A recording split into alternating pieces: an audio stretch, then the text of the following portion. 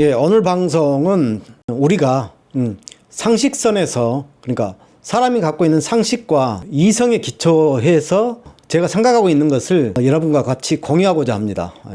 12월 29일 발생했던 전남 무안공항에서 발생했던 제주항공 사고, 그리고 지난 1월 28일 발생한 에어 부산 사고, 이 두 가지를 놓고 한번 생각을 해봤습니다.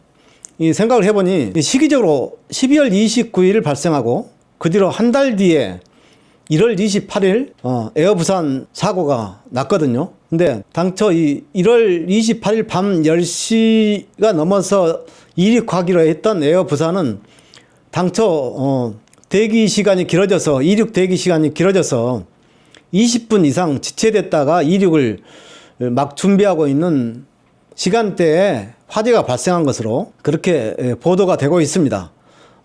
그런데 공교롭게도 이 제주항공, 무안의 제주항공 사고와 이 에어부산 사고에 공통점이 있습니다. 그게 뭐냐면 바로 사고가 발생하자마자 바로 세 대와 충돌했고, 하나는 세 대와 충돌했고 하나는 보조 배터리가 발화가 돼서 화재가 났다. 이렇게 언론에서 일단 프레임을 씌워버리는 겁니다. 가둬버리는 거죠. 사람들의 기본적인 인식의 틀을 세 대와 보조 배터리 화재다, 이렇게 쓰여버린 거죠. 이렇게 이 사고를 바라보는 관점들이 이미 이제 틀이 잡혀버린 거 아니겠습니까?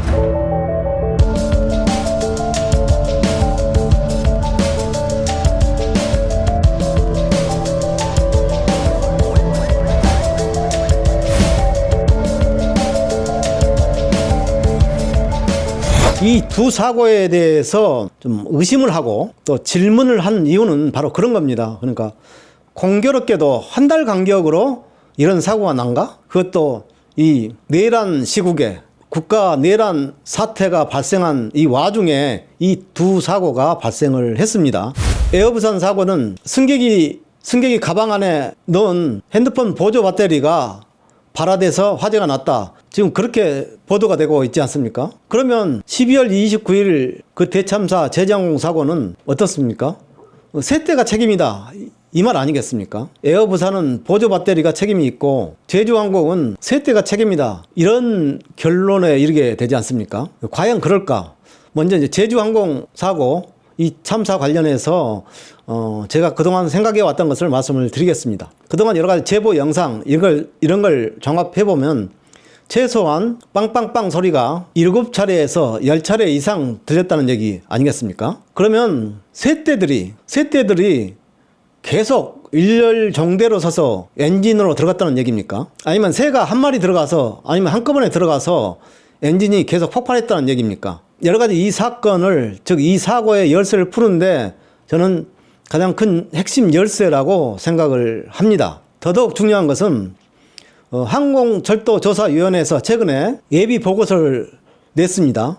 근데 여기서 주목해야 될 부분은 이런 겁니다. 12월 29일 아침 8시 58분 50초에 블랙박스 기록 장치가 모두 다 꺼졌다, 이 얘기입니다. 그리고 그대로 6초 뒤에, 그러니까 8시 58분 56초에 조종사가 메이데이를 선언을 했다, 이렇게 발표를 하고 있습니다. 그러면서 더 중요한 것은, 그렇다면 새와 충돌한 시점은 언제인가? 이 새와 조류와 충돌한 시점은 아직 확인을 하지 못했다, 이렇게 지금 예비보고서에 발표를 했습니다. 그러니까 새와 충돌해서 엔진에서 이 폭발음이 들렸는가, 아니면 새와 충돌한 것과 무관하게 이 엔진에서 폭발음이 들렸는가, 이게 가려져야 될 것 아니겠습니까? 두 번째로는 제가 계속 이전의 영상에서도 제가 말씀을 드렸지만 1차 착륙 시도한 시점에 그런 상황이 벌어졌는데 왜 매뉴얼대로 그대로 착륙하지 않았냐, 이 의문이 생기는 겁니다. 이런 의혹이 제기될 수밖에 없습니다. 이번에 미국에서 민간 여객기와 군용 헬기가 충돌을 해서 추락을 했지 않습니까? 근데 이 과정에서도 관제탑과 항공기 간의 교신 내용, 즉 그 녹음 내용을 그대로 다 언론에 공개하는 걸 봤습니다. 그런데 왜 우리는 이 녹음 원본을 공개를 안 하는가? 충돌 직전 관제탑과 헬기의 교신 내용도 공개됐습니다. 관제사는 헬기 조종사에게 앞서가는 여객기가 보이는지 물었고 여객기를 피해 지나가라고 경고합니다.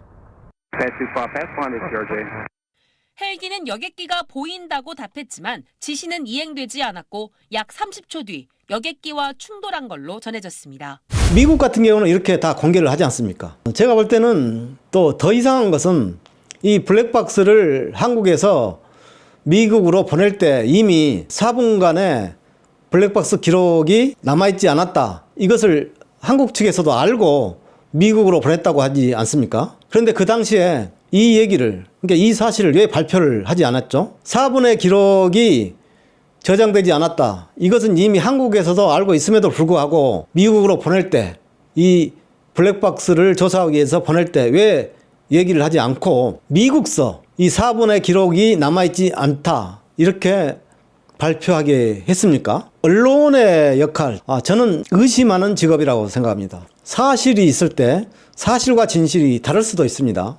그럴 때 기자는 그 사실에서 진실로 다가가기 위해서 당연히 의심을 하고 질문하는 직업이라고 생각합니다.